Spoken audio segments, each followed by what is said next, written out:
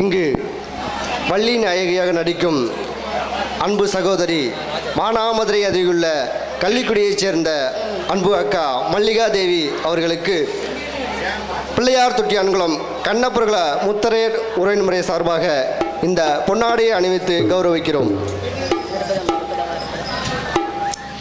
பொன்னாடை போத்தி பெருமைப்படுத்திய விழா கமிட்டியாருக்கும் இந்த தொட்டியங்குளம் வாழ் முத்தரையர் சமுதாயத்தை தேர்ந்த அத்தனை இன மக்களுக்கும் என் சார்பிலும் எங்கள் இசைக்குழுவின் சார்பிலும் நெஞ்சார்ந்த நன்றியை தெரிவித்துக் கொள்கிறேன். அன்பு சகோதரன் அற்புதமாக இந்த நாடகத்தை அமைத்திருக்கிறார். ராஜன் நடிகரும் சூரியகுமார் தானே, சூரியகுமார் அன்பு சகோதரன்ட்ட எந்த நாடகமாக இருந்தாலும் கொடுங்க, அற்புதமான முறையில் வந்து அமைச்சு தருவார் என்று கேட்டுக்கொண்டு பணியை தொடங்குவோமா? நம்ம பணி ஏதோ அதை வந்து சிறப்பாக பணிவோட பண்ணணும்ல. அருவம் உருவமாகி அனதையாய் பிளவாய் ஒன்றாகி பிரம்மமான் என்ற ஜோதி பிளவதோர் மேடியாக கருணைக்குர் முகங்கள் ஆறும் கரங்கள் 12 கொண்ட ஒரு திருமணம் வந்த அங்குதித்தனர் உலகமைய என்று ஈசனின் நெற்றிக்கண்ணில் தோன்றிய சிவசுப்பிரமணியத்தை எனது குலக்கடவுளாகவும் என் தெய்வமாகவும் நைந்திரிந்து முனமுறை என் படியை தொடங்குகின்றேன். கந்தா கடம்பா கதிர்வேலா குல தெய்வமான முருகக் கடவுளை தொழுது காரியத்திற்கு செல்வோமனா எல்லாவித காரியங்களுமே தங்குதடை என்று விக்கடம் இல்லாமல் முருகக் கடவுள் வெற்றியை தேடி தருவார். அப்படின்ற காரணத்தினால முருகனை, கந்தனை, கடமனை, கார்த்திகனை தொழுது என்னுடைய பணியை நான் தொடங்குகின்றேன். வேலெடுத்து கொடுத்தவன் வினைகளை அகற்றி விடுவானால முருகப்பெருமானை தொழுது செயலை தொடங்கிடுவோமா? என்னைக்குமே குல தெய்வ வழிபாடு என்பது கோடி புண்ணியத்தை கொடுக்கக்கூடியது. வள்ளிக்கு குல தெய்வமும் இஷ்ட தெய்வமுமான முருகனை நான் எப்படி வணங்குகின்றோனோ அது மாதிரி இந்த அத்தனை மக்களும் தங்களுடைய குல தெய்வ வழிபாட்டை நம்ம வணங்கணும். இஷ்ட தெய்வம், காவல் தெய்வம், இப்படி எத்தனையோ தெய்வங்கள் இருந்துட்டாலும் குல தெய்வம் வந்து பெற்ற தாயை போன்றது. அந்த குல தெய்வம் தான் எப்பவுமே நம்மளுக்கு நல்லது நடந்தாலும் கெட்டது நடந்தாலும் உடன் இருக்கக்கூடியதல்லவா? அந்த மாதிரி குல தெய்வ வழிபாடு கோழி புண்ணியத்தை எல்லாருக்கும் அள்ளித்தரணும் அப்படின்னு முருகனை என்னைக்குமே நம்மளுக்கு நான் வந்து செந்திவேலுக்கு அடிமை. அதனால முருகன், செந்திவேல் யாரு? முருகன் தான். முருகனுக்கு நான் அடிமையாக இருக்கின்றதுனால முருகன் என்ற ஒருவனுக்கு நான் அடிமை, தமிழ் முதல்வனுக்கு எனது உள்ளம் முழு உரிமை, தமிழ் முதல்வனுக்கு எனது உள்ளம் முழு உரிமை.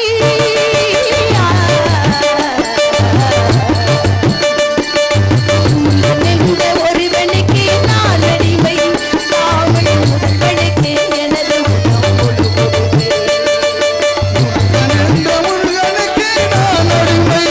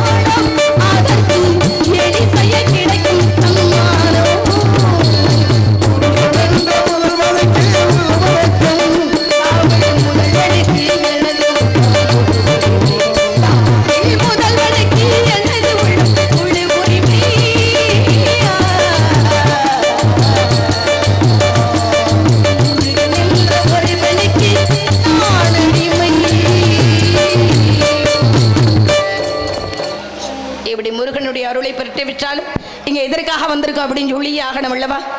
அண்ட பகிரண்டம் அனைத்தையும் காத்திரைச்சிக்கும் அந்த அகிலாண்ட கோடி பிரம்மாண்ட நாயகி ராஜராஜேஸ்வரியை தினதெழுது பணிதிருக்கும் அனைவரையும் காப்பாற்ற வேண்டும். அன்னை மீனாட்சி தாய மீனாட்சியின் கிருபையோடு தூங்கா நகரம் என்று சொல்லக்கூடிய மதுரை நிம்மதியிலிருந்து இந்த அற்புதமாக காட்சியளித்த அத்தனை பக்தர்களுக்கும் படியடக்கக்கூடிய தெய்வத்தினுடைய அருளை பெறணும் சொல்லி வெகு தொலைவிலிருந்து நம்மளெல்லாம் வந்திருந்தாலும் இந்த ஒட்டுமொத்த பக்தர்கள் எல்லாம் இந்த சித்ரா பௌர்ணமியை முன்னிட்டு தன்னுடைய உழைப்பின் ஒரு சிறு பகுதியை தெய்வத்துக்காக செலவிட்டு கூட்டு பிரார்த்தனையாக செய்யக்கூடிய வழிபாடு உலகத்தில் மிக மிக சாலச் சிறந்தது. அந்த வழிபாட்டுக்கு நிச்சயம் பலனும் உண்டு.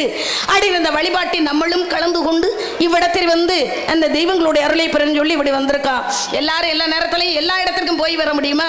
முடியவே முடியாது. அதற்காகத்தான் மதுரையில் மீனாட்சி, காஞ்சியிலே காமாட்சி, காசியிலே விசாலாட்சி ஆக இருந்தாலும் ஒவ்வொரு ஊரிலும் ஆதிபராசக்தி நிமிஷமாக அருள் பாலித்துக் கொண்டிருக்கக்கூடிய அம்பாளுடைய அருளும் உங்களுக்கு கிடைக்கணும். அது மட்டும் கிடையாது, இந்த இடத்துல எப்படியெல்லாம் நம்ம பொறுமையோட வந்து இருக்கணும் அப்படின்னா பொறுத்தார் பூமி ஆழ்வார் பொறுமையனும் மகையிலிருந்து புகழ்ந்திட வேணும் அவையின் முதுமலைக்கிறீங்க. பொறுமை கடலிலும் பெரியது அப்படின்றக்காக எப்படி பொறுமையா வசந்தத்துல வைதேகி காத்திருந்தாலும் தனக்கு ஒரு நல்ல மணவாளன் வருவான் அப்படின்னு சொல்லி எதிர்நோக்கின்றது போல நம்மளும் எதற்காக வந்திருக்க அப்படின்னு சொல்லி பொறுமையா காத்திருப்போமா?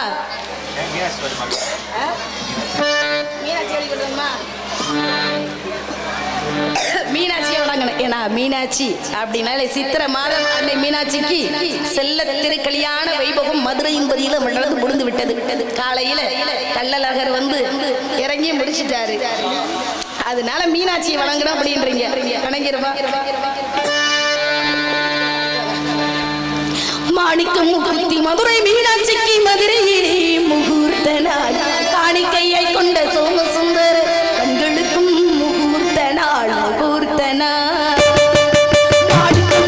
மதுரை மீனாட்சிக்கு மதுரையிலே முகூர்த்த நாள் காணிக்கையை கொண்ட சோமசுந்தர கண்களுக்கும் முகூர்த்த நாள் முகூர்த்த நாள்.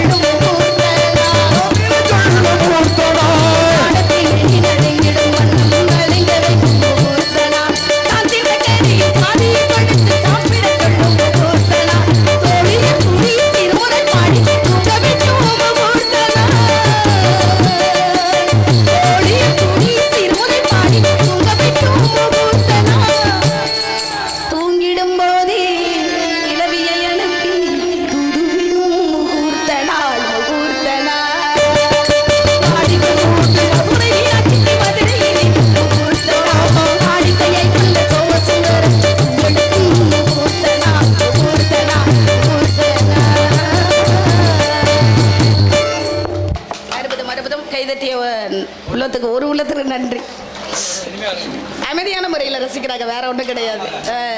அப்படின்றனால இந்த இடத்துல காவல் பணி செய்வதற்காக வந்திருக்கேன். காவலில் எத்தனையோ விதங்கள் இருந்துட்டாலும் காவல், காத்தல், பாதுகாவல் அப்படின்னு சொல்லக்கூடிய 3 வித காவல்களை நான் இன்றைக்கு செய்யக்கூடிய காவல் திணை என்று சொல்லக்கூடிய ஒழுக்கத்தையும் நவதானியத்தில் ஒரு வகை தானியத்தையும் பாதுகாக்கணும் அப்படின்றதுக்காக வந்திருக்கேன். திணைன்னு அப்படி சொல்லிக்கிற வேண்டிய திணையாவா பாதுகாக்க வர்றான். இரவு நேரத்தில் எந்த பறவை வருது, அதுக்கு ஒரு கதையே இருக்குது. அந்த கதையில அப்புறம் சொல்லிக்கிறோம். இந்த இடத்துல வந்து அப்படி பொறுமையோட காவல் வந்து செய்யணும்னா எப்படி எல்லாம் வசந்தத்துல வைதிகா காத்துருவோம். பாபா என்ன பண்றது, இன்னைக்கு அப்படி காக்கணும். நேற்று காத்தமே ஒரு காவல், அந்த காவல் நான் வாழ்க்கையில மறக்கவே மாட்டேன். வசந்தத்தில் ஓர் நாள் மணவரை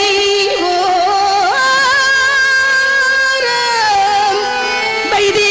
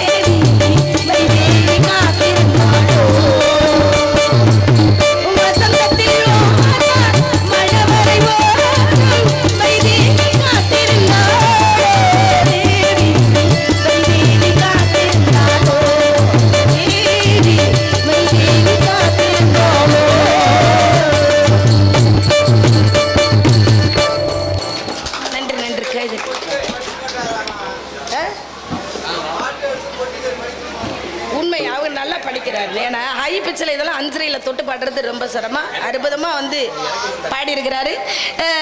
ஏன்னா இந்த பக்க மேளத்துக்கு தான் முதல்ல நன்றி. இப்படி எல்லாம் வந்து பாட்டு பாடணும்னா இசைகள் வந்து சிறப்பாக இருந்தால் தான் இப்படி எளிமையான முறையில் பாட்டு பாட முடியும். அதே மாதிரி ஒளிபரிக்கு ரொம்ப சந்தோஷனே, அற்புதமாக இருக்குது. உங்களுக்கு நன்றி. பார்க்கக்கூடிய ரசிகர்களும் வந்து அற்புதமாக அமைதியான முறையில் இப்படி நிறைஞ்ச மேடையாக இருக்கணும். ஒரு நாடகம் நடித்தாலும் போதுமப்பா அப்படின்றது மாதிரி இருக்கணும். நம்மெல்லாம் வந்து சித்ரா பௌர்ணமி முன்னிட்டு தானே இங்கே வந்து விழா நடக்குது. இப்போ மதுரை மதியிலேருந்து நம்ம வந்திருக்கோம். வைகையில் காலையில் வந்து கள்ளழகர் எழுந்தருளி விட்டார். இன்னைக்கு வந்து அழகருக்கு போய் பார்த்தீங்கன்னா அவங்கெல்லாம் வந்து யார் வந்து தீவாரணை பார்க்கணும் வைகையில். நாளைக்கு என்ன தினம் தெரியுமா? என்ன ஒண்ணுமே தெரியாத மாதிரி இருக்கிறீங்களே. என்னன்னு வைகையில வந்து கள்ளழகர் இருக்கும்போது இந்த ஒட்டுமொத்த நான் தை பிறந்தால் வழி பிறக்கும் அப்படின்வாங்க. தை மாசம் புதுசா கல்யாணம் முடிச்சவங்க எல்லாம் என்ன பண்ணுவாங்க, ஆசையா அப்போல்லாம் உள்ளவங்க வந்து சாப்பாடு எடுத்துக்கிட்டு நிலாச்சோறு சாப்பிட போவாங்க. ஆமா, நம்ம வந்து வைகையில பாத்தீங்கன்னா அந்த மானாமருது அப்படி மதுரையில எல்லாருமே வந்து வைகை போய் உட்கார்ந்து இந்த நிலாச்சோறு சாப்பிடுறது அது இந்த மலன் வழியில வந்து அற்புதமா இருக்கு. இன்னைக்கு மணல் இருக்கா வைகையில? சாக்கடை தான் ஓடுது. என்ன பண்றது? இதெல்லாம் வந்து காலத்தின் கோலம். அதை ஒன்று நம்ம வந்து சொல்றதுக்கு இல்லை. சரி, ஒவ்வொரு நாளும் வந்து ஒவ்வொரு விஷயம் நடந்து கொண்டே இருக்கும். காலம் மாறுது அப்படின்னா காலம் அதே மாதிரி தான் இருக்கு. மனிதன் தான் ஒவ்வொரு நாடு மாறிக்கொண்டே இருக்கின்றார்கள். அந்த நாள நிலாச்சோரை எப்படி சாப்பிடணும்னு சொல்லி எப்படி கொஞ்சம் நினைவு கூறுவோமா? கூடுங்க. நம்ம என்னன்னைக்கு போறோமா அன்னைக்கு நிகழ்வை சொல்லிடுறது எனக்கு பழக்கம். கண்டிப்பாக சொல்லிடுவாப்பா. சொல்லுங்க தங்கச்சி. அண்ணே சொல்றா தங்கச்சி. அண்ணே மருதனே நீங்க எல்லாம் இப்ப பத்தியா என்ன பண்றது? காலையில நீங்க எல்லாம் வந்து பிள்ளைங்க தம்பி, இப்ப வந்து நான் தங்கச்சி. ராத்திரியில் பாடும் பாட்டு கேட்க கேட்க ஆசையாச்சு. ஆத்தங்கர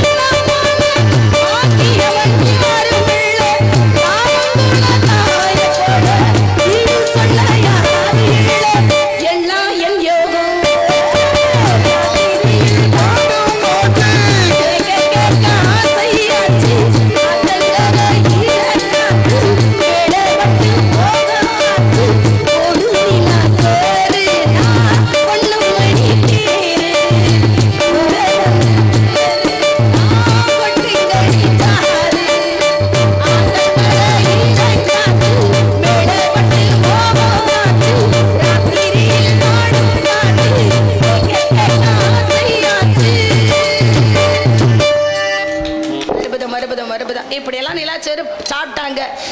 இன்னைக்கு நாளைக்கு போய் சாப்பிட்றாங்களான்னு பார்ப்பான். 4 மணி மேலே தான் சாப்பிட போகிறான். நீங்க இப்போ நாடகத்துக்கு போலையா? அப்படியா? அந்த மாதிரி வந்து தோழிகளோட போய் காவலுக்கு போனா தானே நல்லா இருக்கு. நம்ம மட்டும் போய் காவல் காத்தா நல்லாவே இருக்காது. நல்லா இருக்காது. தனிமையில் என்னைக்கு இனிமை காண முடியுமா? தனிமையில் வந்து தனிமரம் என்னைக்குமே தோப்பாகாது. கண்டிப்பா.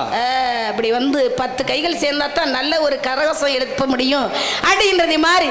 இந்த இடத்துல நம்ம எல்லாம் யாரு தெரியுமான்னு சொல்லு தங்கச்சி. நம்ம எல்லாம் விவசாய விட்டு பிள்ளைங்கள். தமிழ்நாட்டின் முதுகெலும்பு விவசாயம் தானே. உழுதுண்டு வாழ்வாரே வாழ்வார் மற்றவெல்லாம் அவர் பின் தொழுதுண்டு பின் செல்வார் அப்படின்னு இருக்காங்க. முறையான விவசாயத்தை அப்ப உள்ள தமிழர்கள் முறையாக செய்ததுனால தான் 100 வயசை தாண்டி வாழ்ந்தாங்க. இன்னைக்கெல்லாம் முறையா விவசாயம் நடக்குதா? ஆடி மாதம் 18ஆம் பெருக்கு அன்னைக்கு விதையிட்டோம்னா தை மாசம் ஆகும் அறுவடை செய்து வீட்டுக்கு வர்றதுக்கு. இன்னைக்கெல்லாம் அப்படி கிடையாது. 2.5 மாசத்துலேயே அறுவடை செஞ்சிடலாம். அவ்வளவு குறுகிய விவசாயம் என்பது வந்து விட்டது. அதிகாலையில் எந்திரிச்சு நீராகாரத்தை சாப்பிட்டுட்டு பல்லு கூட விளக்காம வந்து உழவு தொழிலே வந்து ஒவ்வொரு தமிழனும் மேற்கொண்டா. இன்னைக்கு வந்து உழவு மாடே இல்லை. நம்ம ஊர்ல இருக்காப்பா உழவு மாடு பத்தியல.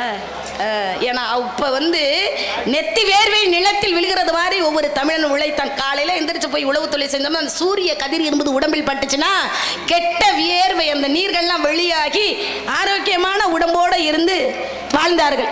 இன்னைக்கு மனிதனுடைய மூளைக்கு நிறைய வேலை, மனிதனுடைய உடம்புக்கு வேலை கிடையாது. அந்த மாதிரி எப்படியெல்லாம் விவசாயம் நடந்தது அப்படின்னு சொல்லி கொஞ்சம் நினைவு கூறுவோமா? புதுமண தம்பதி ஐயா வந்து தாத்தா உழுதுகிட்டு இருக்காரு, பாட்டி சாப்பாடு எடுத்துக்கிட்டு போறாங்க. கையில எல்லாம் வளையல் நிறைய போட்டுட்டு அப்படி போறாங்க. இன்னைக்கெல்லாம் பாத்தீங்கன்னா கையில செல்போன் அப்படி இருக்கு. நான் இந்த இடத்துல வர்றேங்க கவலை இல்லாம இருங்கன்னு சொல்லி சொல்லிடலாம். ஆனா அன்னைக்கு உள்ள காலத்துல இல்ல இல்ல கண்டிப்பா. அப்ப என்ன செய்யறது அப்படின்னு அந்த அம்மா யோசனை பண்ணி சாப்பாடை கூடையில எடுத்துக்கிட்டு நான் அப்படி வந்துட்டு இருக்கேன், காற்றை தூது விடுறாங்க. போய் எனக்கு கணவன்கிட்ட போய் தூது சொல்லு, நான் சாப்பாடு எடுத்துட்டு வர்றேன் அப்படின்னு. எப்படி தெரியுமா?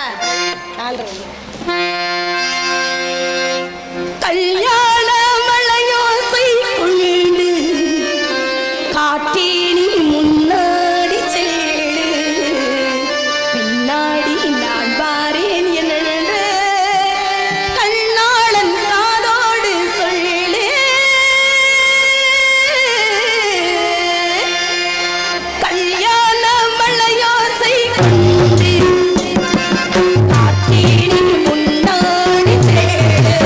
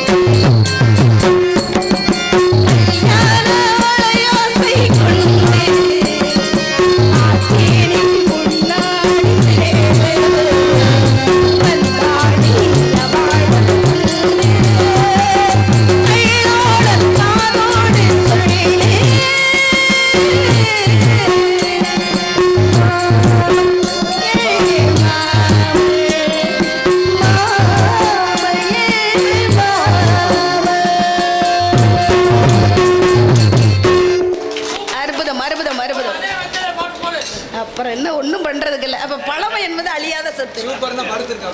இதெல்லாம் எப்படி இருக்கு கேட்கறதுக்கு? எத்தனை வருஷம் ஆனாலும் அழியுமா? இந்த பாட்டு அழியவே அழியாது. பாட்டு எழுதினது விதம், இசை அமைத்ததன் விதம், அந்த காட்சிகள் என்பது அப்படின்னு ஒன்று இருக்குல்ல, அந்த மாதிரி வந்து சரி நம்ம பாடுனா பேசின எதுக்குமே பிடிக்கல போல, ஒருத்தர் கூட கைதட்டலையே அப்படின்னு நினைப்பேன். ரசிக்கிறாங்க. இன்னைக்கு நல்லா வந்து கைதட்டிருக்காங்க. நல்லா நிம்மதி அண்ணன் தூங்குவேன் நான் போய். தங்கச்சி பாட்டா ரசிச்சுட்டாங்கல்ல. கண்டிப்பாங்க. அந்த மாதிரி இந்த இடத்துல அப்படி காவல் வந்து இப்படிதான் வாழணும் அப்படின்ற ஒரு வாழ்க்கை இருக்கு. எப்படி வேணாலும் வாழலாம்னு வாழ்ந்தா நல்லாவா இருக்கு? நல்லாவே இருக்காது. இதனால நான் அந்த புறத்துல ராணியா நான் வளர்ந்திருக்கேன். நிச்சயமாக ஒரு ராஜா எனக்காக இருப்பாரா? இல்ல மாட்டார். இருப்பாரு. இனிமேவா பிறந்து வரப்போறாரு? பிறந்து இருப்பாரு. தினமும் 5 வயதிலிருந்து அரியா பருவத்திலிருந்து அவரே நினைத்து கொண்டு இருக்கின்றனர். வருவாரா வர மாட்டாரா அப்படின்னு சொல்லி. நிச்சயமாக வருவாரா? கண்டிப்பா தங்கச்சி. அப்ப அஞ்சரையில வந்துருவாரு. அந்த பூரத்தில் ஒரு மகராணி, அவள் பித்தளத்தில் ஒரு மகராசன், பொங்கல் வந்திருக்க அவள் பார்த்தாள், ராமன் திருச்சபைக்கு வழிவேந்தாள்.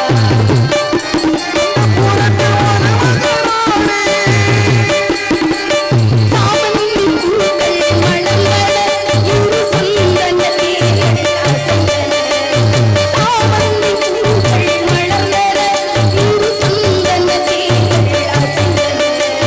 பாவைகளில் நடும் நாமை அமுதர சென்றவை என அழைக்கும் பாடலோ.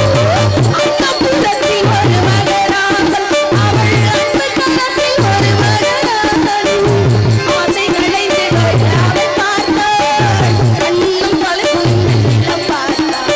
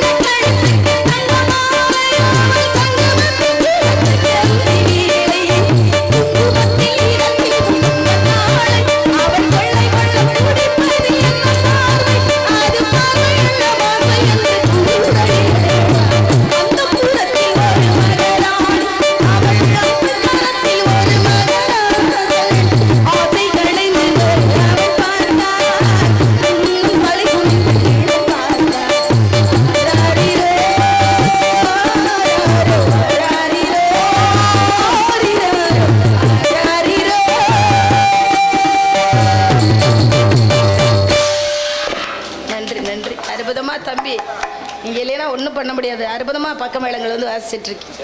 இப்படியெல்லாம் வந்து சிறப்பாக இருக்கிறதுல அப்போ ஆசையை சொல்லிடவா இன்னைக்கு வேணாமா? சொல்லுவாப்பா. ஏன்னா உங்கள்கிட்ட கேட்டுக்கிட்டு தான் என் ஆசையெல்லாம் சொல்ல முடியும். ஏன்னா ஒரு சகோதரன்ட்ட வந்து ஆசையை சொன்னா தான் உடனே இப்போ எனக்கு இது வாங்கித்தாங்கனே அப்படின்னு யார்கிட்ட கேட்க முடியும்? தந்தைக்கு பின்னாடி வந்து சகோதரன் தான். உனக்கு இல்லாததாப்பா அப்படின்னு சொல்லி நீங்க தானே பாசத்தோட இருப்பீங்க. இன்னொரு விஷயம் இருக்கு தெரியுமா? என்னது? தாய்க்கு பின் ஒரு உறவு வந்து இருக்கிறது அப்படின்னா தாய் மாமன் உறவு. அது வந்து பிரிக்க முடியாத ஒரு உறவு. எல்லாரும் வந்து தாய் தந்தை இப்படின்னு நிறைய வந்து பாசத்தை சொல்லுவாங்க. உலகத்தில் முதல் தெய்வம் பெற்ற தாய், அதற்கடுத்து தந்தை, அப்புறம் கற்றுக் கொடுக்கக்கூடிய ஆசிரியர், அப்புறம் நான்காவது இடத்துல தெய்வம். இந்த 4 பேரை மட்டும் சொல்றாங்கல்ல. உறவுகளில் முக்கியமான ஒரு உறவு அப்படின்னா அது வந்து தாய் மாமன் உறவு தான். அந்த உறவை யாராலும் மாற்ற முடியாது. சொல்லுவாங்க ஒரு தாய் மாமன் இருந்தா எப்படி இருக்கும் அப்படின்னு சொல்லி மாமனுக்கு மதிப்பு கொடுக்கக்கூடிய ஒரே வந்து பெண் உறவு தான். கண்டிப்பா அந்த பாசத்தை பிரிக்க முடியாது. அப்படின்னா உங்களை தானே சொல்ல முடியும். அப்படி எப்படி ஆசை இருக்கு அப்படின்னு சொல்லி எடுத்து சொல்லிடுவா. ஆசை அதிகம் வச்சு மனசு அடக்கி வைக்கலாமா ஏ மாமா?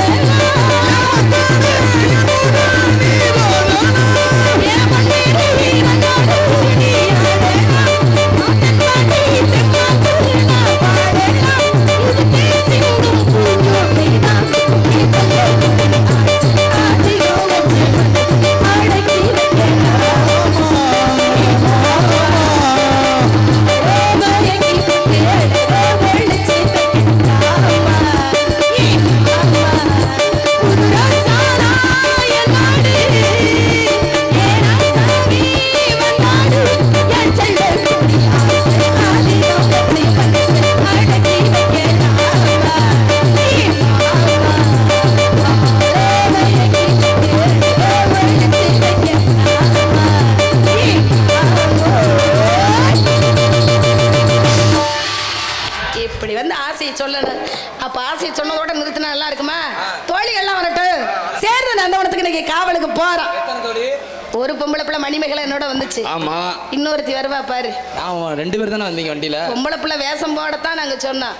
பொம்பளையாவே மாறிக்கிட்டு இருக்கா. என்ன பாத்துருவோம்.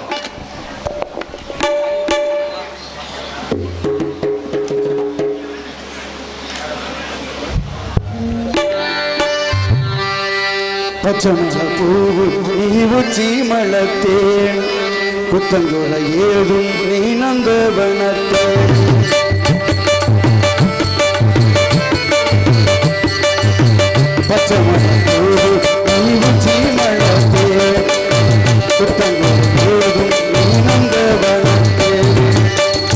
அழகே பொன்னுமணி சிரிச்சா வெள்ளி மணி அழகே பொன்னுமணி சிரிச்சா வெள்ளி மணி கிளியே கண்ணு ரங்கு தூரி தூரி பச்சமல பூ நீ உச்சி